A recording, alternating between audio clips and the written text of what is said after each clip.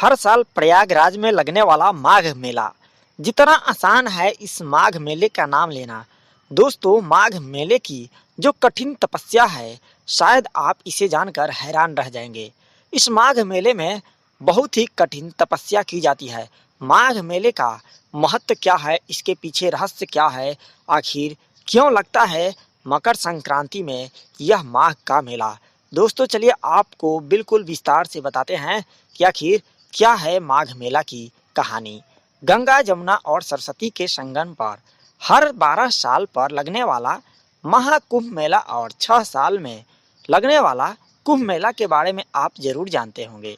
लेकिन क्या आपको पता है कि प्रयागराज की धरती पर हर साल एक मिनी कुंभ मेला भी लगता है, जिसे लोग माघ का मेला के नाम से जानते हैं। इसी माघ मेले में लगता है आस्था का जमघट, जिसमें यहाँ पर लाखों की संख्या में लोग करकराती ठंड में कल्पवास करते हैं। आखिर क्या है ये कल्पवास, चलिए आपको इसका धार्मिक महत्व और नियम बताते हैं। तीर्थों के राजा प्रयागराज में हर साल लगने वाले माघ मेले में पौष मास की पूर्णिमा से कल्पवास की शुरुआत होती है। संगम की रेती पर करकराती ठंड में जप तप, स्नान, दान, कीर्तन, प्रवचन आदि के लिए तंबुओं की एक बड़ी धार्मिक नगरी तैयार होती है, जिसमें श्रद्धालु कल्पवास से जुड़े तमाम नियम और परंपरा का पालन करते हुए पूरे एक माह का कल्पवास व्रत करते हैं।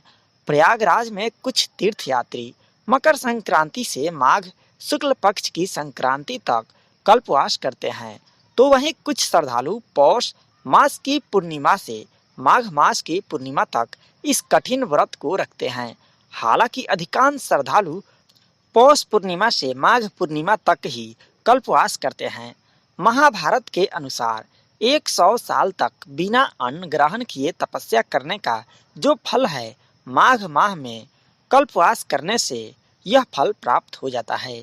यही कारण है कि श्रद्धालुओं के साथ देश के कोने कोने से शैव, वैष्णव, शाक्त समेत सभी परंपराओं के संत भी इस धार्मिक मेले में पहुंचते हैं।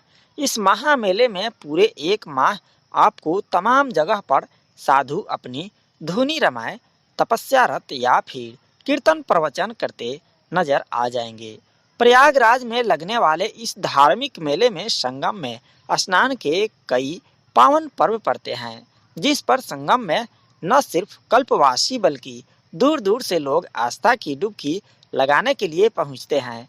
इस साल 14 जनवरी को मकर संक्रांति, 17 जनवरी को पौष पूर्णिमा, 1 फरवरी को मौनी अमावस्या, 5 फरवरी को वसंत पंचमी, 8 फरवरी को अचला सप्तमी, 16 फरवरी को माघी पूर्णिमा और 1 मार्च को महाशिवरात्रि के पावन पर्व पर श्रद्धालु संगम पर स्नान करेंगे। मान्यता है कि माघ मास में सभी तीर्थों को अपने राजा से मिलने प्रयागराज आना पड़ता है और गंगा, यमुना और सरस्वती के पावन संगम में सभी तीर्थ और उनसे जुड़े देवता स्नान करके धन्य हो जाते हैं। इस दिव्य अवसर पर आस्था की डुबकी लगाने वाले कल्पवासी को भी अक्षय पुण्य की प्राप्ति होती है और उसका कायाकल्प हो जाता है। करकराती ठंड के बीच माघ मेले में कल्पवास करना किसी तपस्या से कम नहीं होता है। यहाँ पर कल्पवास गंगा, यमुना की रेत पर बने टेंट में ही खाते पीते हैं और सोते हैं। एक कल्पवासी को पूरे 1 महीने तक प्रतिदिन सुबह शाम गंगा स्नान, दान और स्वयं से भोजन बनाकर खाना पीना होता है। आस्था के इस कठिन नियम के बावजूद दूर दूर से नंगे पांव, सिर पर गठरी मुठरी रखकर श्रद्धालु यहाँ पर पुण्य की प्राप्ति की इच्छा से आते हैं और इस मेले में शिरकत करते हैं। तो आप लोगों को यह जानकारी कैसी लगी, कमेंट बॉक्स में जरूर बताएं।